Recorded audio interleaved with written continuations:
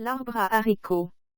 Le Parkia timoriana est un arbre remarquable d'Asie tropicale qui associe une grande valeur alimentaire à un intérêt médicinal traditionnel important.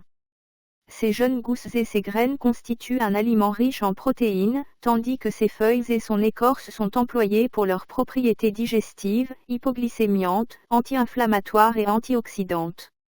Grâce à sa capacité à fixer l'azote atmosphérique et à fournir un excellent fourrage, il occupe également une place importante dans les systèmes agroforestiers traditionnels. Nom latin, Parkia timoriana. Famille, Fabacées.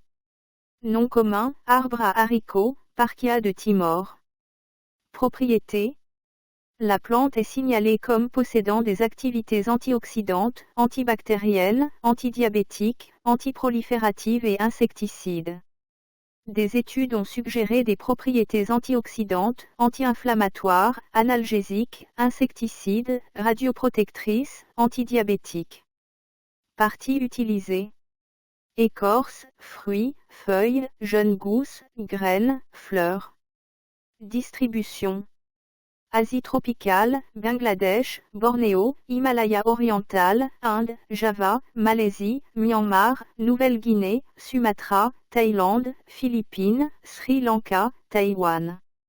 En Afrique, l'arbre est souvent planté à des fins ornementales. Botanique. L'arbre à haricots est un grand arbre atteignant une hauteur pouvant atteindre 20 mètres à maturité. L'écorce est blanche à brune ou gris clair avec des taches blanches. Les feuilles sont composées, bipénées avec 14 à 31 paires de folioles pennées et 52 à 71 paires de folioles dans chaque pennée. L'inflorescence est une tête ou un capitule avec des grappes de minuscules fleurs blanc jaunâtres, suspendues au sommet de longues tiges. Les jeunes inflorescences sont protégées par des bractées foliacées. À la base de chaque fleur se trouve une fine bractéole membraneuse, qui recouvre les fleurs individuelles en inflorescence au stade juvénile. Les têtes produisent de nombreuses fleurs, la majorité se fanent ou tombent. Les fruits au premier stade sont des gousses molles, tendres et vert vif, en grappes, jusqu'à 50 cm de long.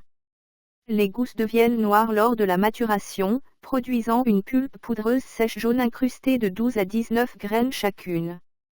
Constituants. Les graines ont une forte odeur de soufre, due à la présence de thioproline. Les graines sont riches en protéines, en minéraux, potassium, fer, magnésium, zinc, phosphore, manganèse, en acides aminés essentiels et en acides gras. Utilisation culinaire. Dans la cuisine thaïlandaise, le légume est ajouté au curry. Les gousses sont consommées à différents stades de maturité. Les graines sont comestibles, crues, bouillies ou grillées. Les fleurs et les jeunes pousses sont utilisées pour préparer des currys et des salades, très appréciées dans le nord-est de l'Inde. Médecine rurale. Les graines sont utilisées dans le traitement des hépatalgies, des œdèmes, des néphrites, du diabète, des coliques, également utilisées comme vermifuge.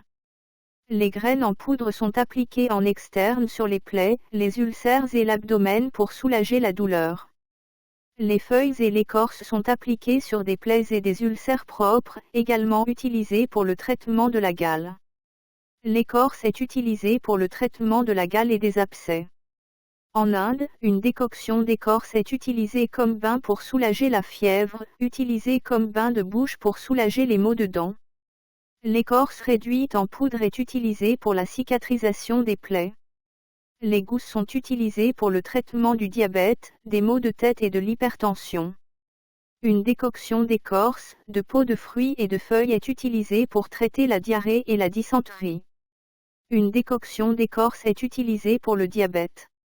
Une pâte à base d'écorce est utilisée comme emplâtre pour traiter l'eczéma.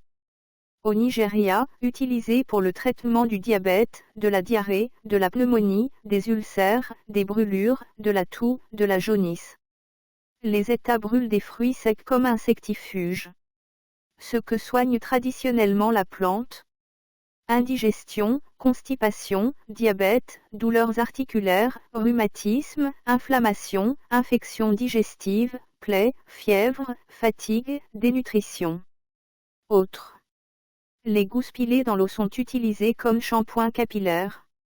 Le bois est utilisé pour fabriquer des meubles légers, en menuiserie, comme bois de chauffage.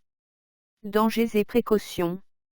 Les graines et jeunes gousses contiennent des composés soufrés responsables d'une odeur puissante pouvant également modifier l'odeur de la laine et des urines. Une consommation importante peut entraîner flatulence, ballonnement. Les personnes prenant des médicaments hypoglycémiants doivent surveiller leur glycémie en raison du potentiel effet hypoglycémiant de la plante.